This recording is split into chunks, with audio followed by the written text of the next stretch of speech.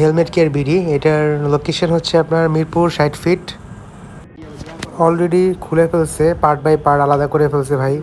এখন জাস্ট ফোমিং করে দেন ওয়াশটা করবে। ভালো মতো ফোমিং করে নিতেছে যাতে কোনো জায়গা মিস না যায়।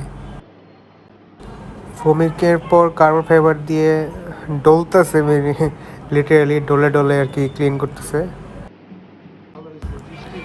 ফোমিংয়ের পার্টটা শেষ করার পরে আউটলুকটা অথবা সাইডের যেই কোনা কোনা থাকে এগুলো ব্রাশ দিয়ে ডলে ডলে যে ময়লাগুলো জমে থাকে এই ময়লা জমাগুলা ক্লিন করা লাগতেছে। ক্লিন টিন সব কিছু শেষ করার পর লাস্টে জাস্ট ফোমগুলা ফিটিং করতেছে, সব কিছু সবগুলোর সাথে একদম অ্যাডজাস্ট করে দিতেছে যাতে ফিটিংটা ভালো হয়। আর একটা ভালো স্মেল পাচ্ছি আমি এখনও একটা স্টেপ বাকি আছে, লাস্ট স্টেপটাতে মেবি মেশিনে করবে। এখানে টুকটাক ফিটিং টিটিং শেষ, এবার নেক্সট স্টেপটা মেশিনে যাচ্ছি।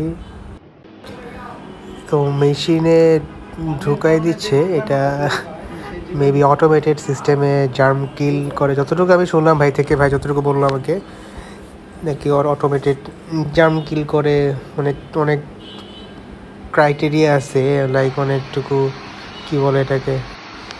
অলরেডি মেশিনের কাজ শুরু হয়ে গেছে, একটু পর মেবি যে ধোয়া ধোয়া একটা ভাব আসবে, ওইটা দিয়ে মেবি ধোয়া ধোয়া ভাব আসতেছে, এটা মেনলি জার্ম কিল